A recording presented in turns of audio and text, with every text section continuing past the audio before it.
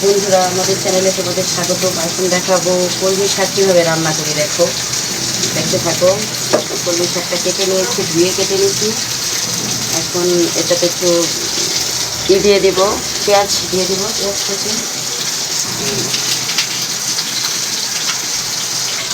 আর বন্ধুরা কিছু কাঁচামরিচ কেটে দিয়ে দিব। দেখো, তো ঝাল হলে শাক খেতে অনেক ভালো লাগে, আসলে মজা হয়। ঝাল ঝাল করে রান্না করবো শাকটা। দেখো, এখন একটু লবণ দিয়ে দিব, পরিমাণ মতো লবণ।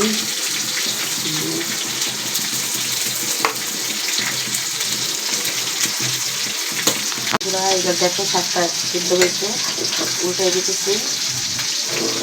আমার সিদ্ধ হওয়া পর্যন্ত অপেক্ষা করতে হবে। এখনো পুরোপুরি সিদ্ধ হয়নি।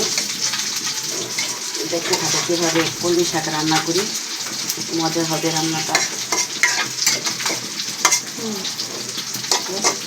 দেখো বন্ধুরা, সিদ্ধ করা শাকটা এখন বাগার দিব।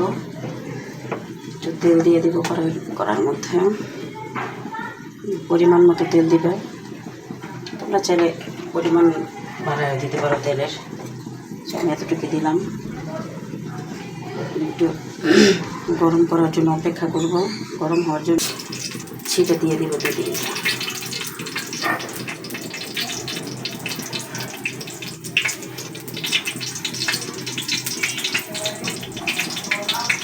চালটা ভাজা হয়ে গেছে। এখন পেঁয়াজ কুচি আর রসুন কুচি দিয়ে দেব। দেখো,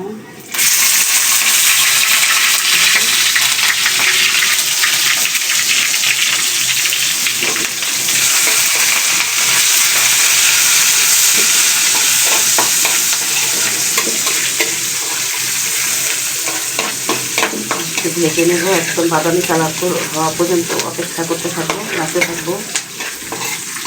বাদামি কালার আসবে।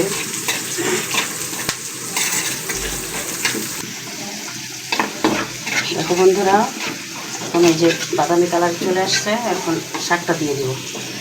দেখো, শাকগুলা দিয়ে একটু নাড়াচাড়া করে নেব।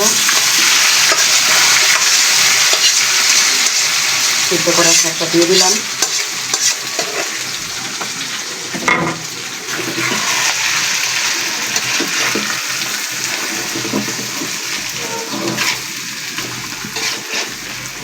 শাকটা দেওয়ার পরে দেখো, যে রান্না করলাম, এখন এই শাকটা দিয়ে অনেকগুলো ভাত খাওয়া যাবে। অনেক মজা লাগে এই শাকটা। এভাবে রান্না করে খেয়ে দেখো, অনেক ভালো লাগবে। তোমার আর কিছুই লাগবে না, ভাতের সাথে শাক হলে হবে।